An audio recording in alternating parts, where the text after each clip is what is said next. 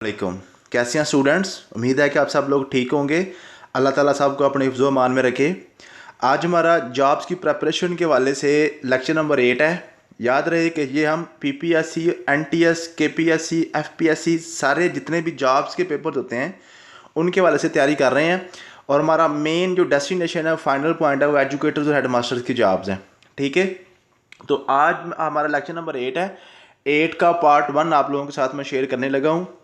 तो आज थोड़ी सी तबीयत मेरी नासाज है, गला थोड़ा सा मेरा ख़राब हुआ है, जिस वजह से थोड़ी सी शार्ट बात आपसे हो सकेगी। हमारा जो लेक्चर ये मुकम्मल नहीं होगा, बिल्कुल छोटा सा लेक्चर होगा।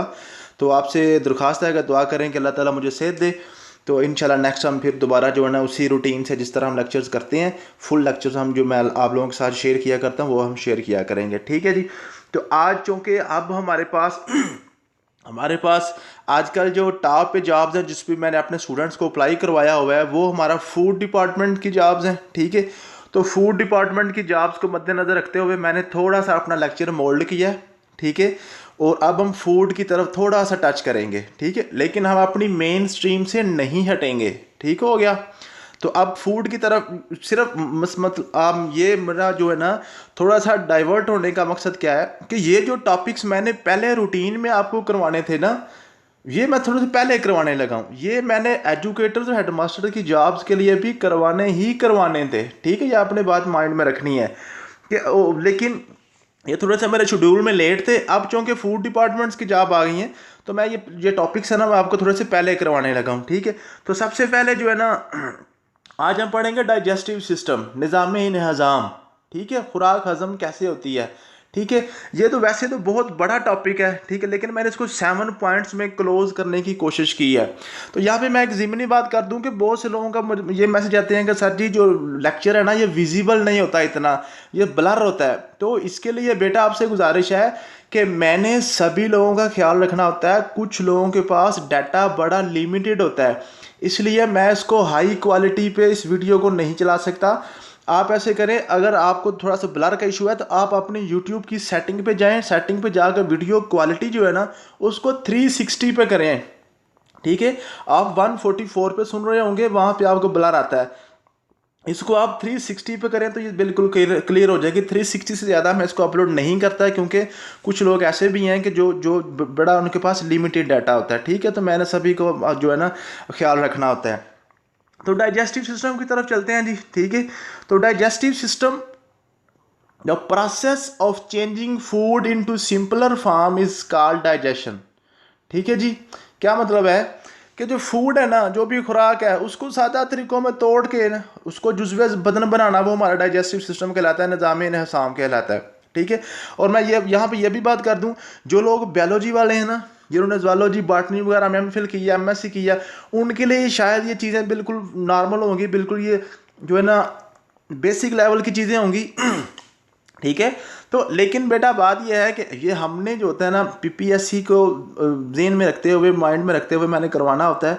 ठीक है, आप लोगों को ये बातें बिल्कुल छोटी छोटी लग रही होंगी, लेकिन ये उन लोगों के लिए जो जो जो इस्लामियात का जिनका बैकग्राउंड है, उर्दू का है, इंग्लिश का है, मैथमेटिक्स का है, केमिस्ट्री का है, तो उनके लिए ये जो चीज़ें जो ना बड़ी इंपॉर्टेंट होती हैं। ठीक है, तो आपने ये नहीं कहना कि सर ये तो बिल्कुल बेसिक बच्चों वाली बातें थी, आपने क्या बताई हैं।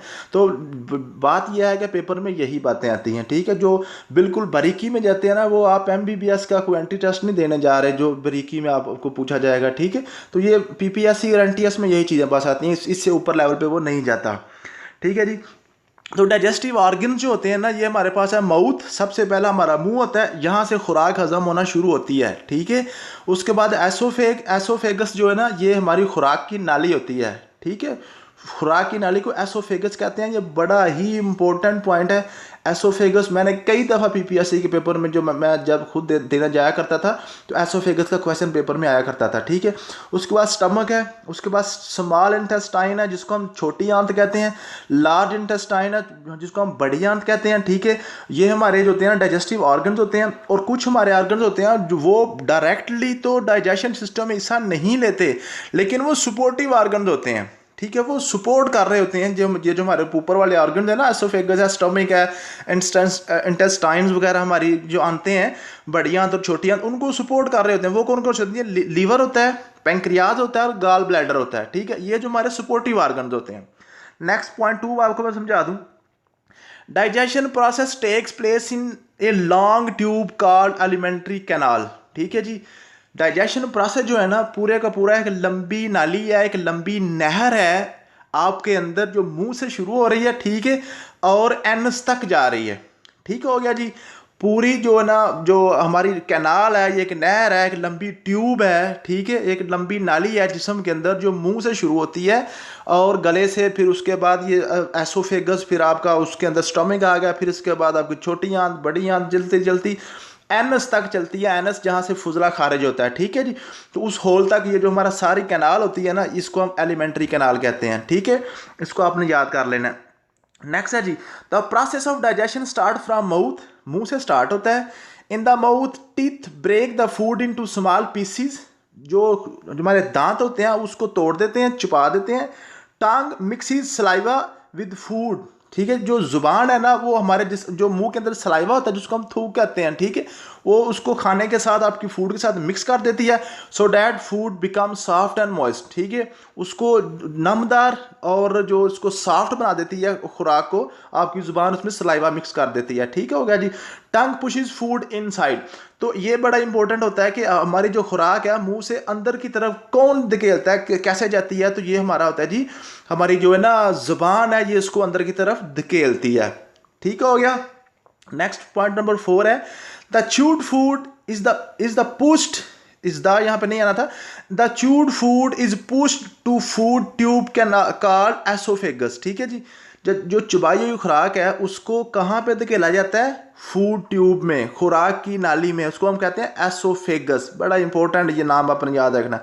एसोफेगस यूजेस पेरास्टाल्टिक मूवमेंट, ये पेरास्टाल्टिक मूवमेंट ये बड़ा इंपॉर्टेंट क्वेश्चन है, अक्सर औकात पूछा जाता है। Peristaltic movement to bring food in the stomach, वो पूछता है जी एसोफेगस कैसे जो है ना खुराक को स्टमक में लेके आती है, मुंह से खुराक को स्टमक में लेके जाती है, तो वो पेरास्टाल्टिक मूवमेंट होती है। पेरास्टाल्टिक मूवमेंट किसको कहते हैं, जैसे मैंने ऑर्गेनिक होती है ना ऑर्गन, कि जो अपनी जगह से खुद नहीं हिलते, अंदर जो चीज़ होती है वो हिलती रहती है, वो आगे वो पुश कर देते हैं या बैक कर देते हैं। ठीक है, जैसे साइकिल की ट्यूब है ना, आप उसको दोनों तरफ से काट लें, उसके अंदर आपको पत्थर डाल दें, ठीक है, तो वो क्या करेगी, वो जहाँ जहाँ से अगर पत्थर बड़ा है थोड़ा सा, तो जहाँ जहाँ से वो पत्थर गुजरेगा वो थोड़ी सी एक्सपैंड होती जाएगी और उसको जगह देती जाएगी, लेकिन खुद वहीं रहेगी। ठीक है, इसी तरह आपने देखा होगा जैसे आप अपनी कोई भी फूड है उसको अंदर आप इनटेक करते हैं ना, तो आपके जहाँ जहाँ से वो फूड गुजर रही होती है, आपकी एसोफेगस वहाँ से थोड़ी सी एक्सपैंड होती है, खुलती जाती है, लेकिन वो उसको आगे गुजार के खुद उधर ही रहती है। इसको हम कहते हैं पेरास्टाल्टिक मूवमेंट। उम्मीद है कि आपको समझ आ गई होगी। उसके बाद जी, रिवर्स ऑफ पेरास्टाल्सिस इज वॉमिटिंग। ठीक है, तो ये भी बड़ा इंपॉर्टेंट अक्सर पूछा जाता है कि जो पेरास्टाल्सिस है ना, पेरास्टाल्सिस क्या है, खुराक को मुंह से स्टमक में पहुंचाना। कौन पहुंचाता है, एसोफेगस पहुंचाती है। ठीक है, अब इसका रिवर्स जो है, रिवर्स क्या है, रिवर्स ये है मैदे से मुंह में लेके आना। पेरास्टाल्सिस तो है ना मुंह से मैदे में खुराक को लेके जाना। अब कभी कभार खुराक जो है मैदे से मुंह में भी आ जाती है, उल्टा आ जाता है, उसको हम क्या कहते हैं, जैसे उल्टी ही कहते हैं, ठीक है ना, वॉमिटिंग उसको कहते हैं, कै आना कहते हैं। ठीक हो गया जी। Next, stomach is J shaped muscular bag. ठीक है, जो हमारा स्टमक है, आप देखिए ना, हम एक तरतीब के साथ चल रहे हैं, पहले मुंह में आई, मुंह के अंदर दांत थे, दांतों के, तो फिर उसके साथ जुबान थी, सलाइवा मिक्स किया, फिर उसने उसको धकेल दिया एसोफेगस में, एसोफेगस ने पेरास्टाल्टिक मोशन के साथ उसको स्टमक में धकेल दिया। अब स्टमक में क्या होगा, stomach is J shaped muscular bag, ये हमारा एक मस्कुलर बैग है। जहाँ पे मस्कुलर या मसल का लफ्ज आ जाता है ना, उसको आपने समझना है, मस्कुलर ऐसी चीज़ होती है जो सुकड़ भी सकती है और फैल भी सकती है।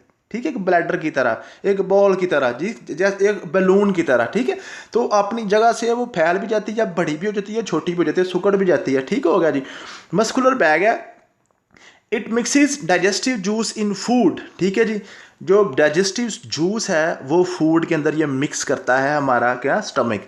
The food spend about 4 hours in the stomach, stomach में फूड 4 घंटे तक स्टोर तकरीबन रहती है। ठीक है जी, जहाँ पे इसका प्रोसेस चल रहा होता है। Digestive juice also contain N acid which kills germs in the food. क्या मतलब है, सॉरी, डाइजेस्टिव जूस जो है ना, इसके अंदर एक एसिड भी होता है, तेजाब भी होता है। ठीक है, जो कि जर्म्स होते हैं ना, जो जरासीम होते हैं, उनको भी किल कर देता है, मार देता है। As food leaves the stomach, आप देखें स्टमक से बाहर आ गई है अब फूड जो हमारी है, ठीक है।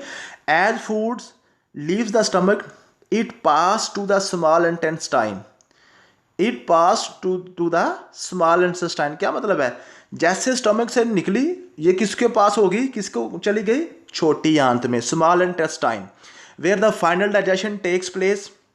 Helping organ in small intestine are liver, pancreas, intestinal walls. क्या मतलब है, जैसे खुराक मैदे से छोटी आंत में आई, छोटी आंत के अंदर जो लीवर है, जिगर इंसान का, पैंक्रियाज है, और इंटेस्टिनल वाल्स जो है ना, जो छोटी आंत की दीवारें हैं जिससे वो बनी हुई है, ठीक है ना, वो इसकी सपोर्टिव ऑर्गन है, हेल्पिंग ऑर्गन है। किसके हेल्पिंग ऑर्गन है, डाइजेशन सिस्टम के, ठीक है।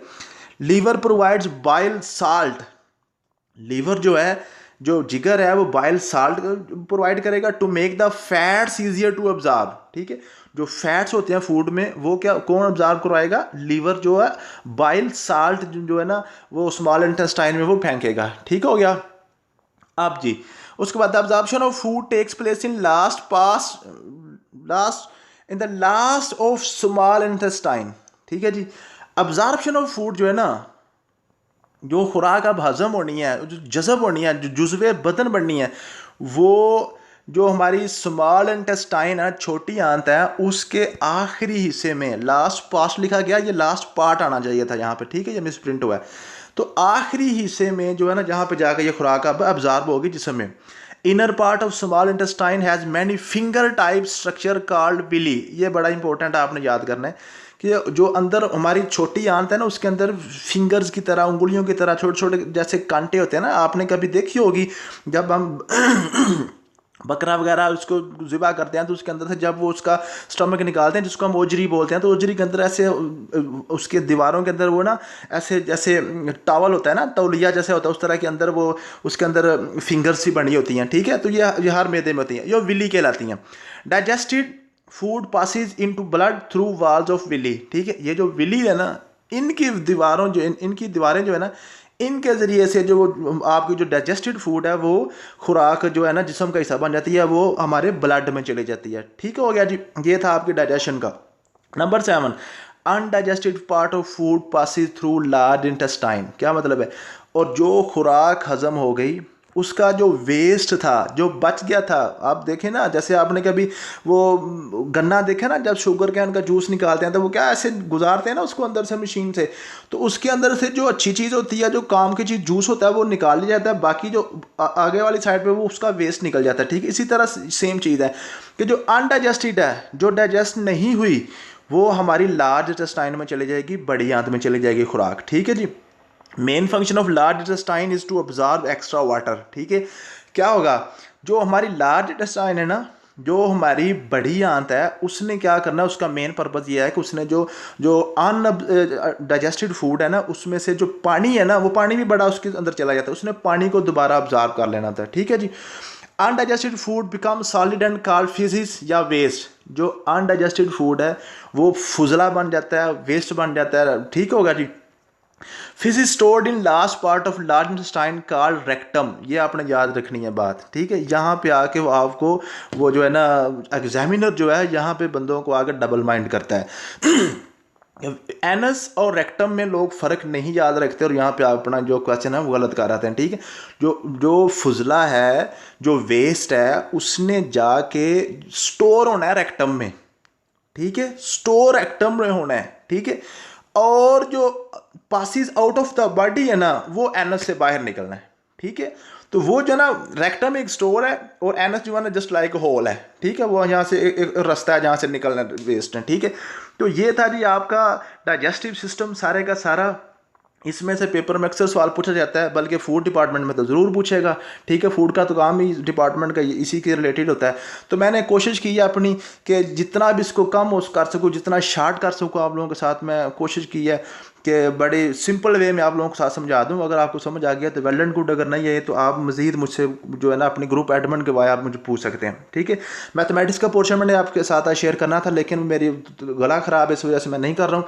नेक्स्ट जनरल नॉलेज है जनरल नॉलेज हमने आज जैसा कि आपको पता है कि वर्ल्ड कैपिटल शुरू किए हुए हैं, ठीक है। तो हमने जो ए वाले सारे कंट्रीज थे वो हमारे कंप्लीट हो गए थे, आज हमने बी वाले किए हुए हैं, ठीक है।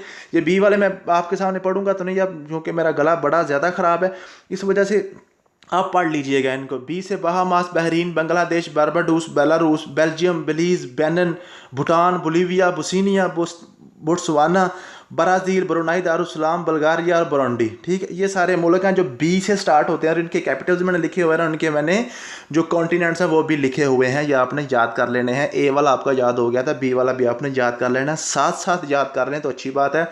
8 8 10 10 करके एकदम से 194 मुल्क याद करने बैठेंगे तो नहीं होंगे, ठीक है जी। उसके बाद जी करंट अफेयर है।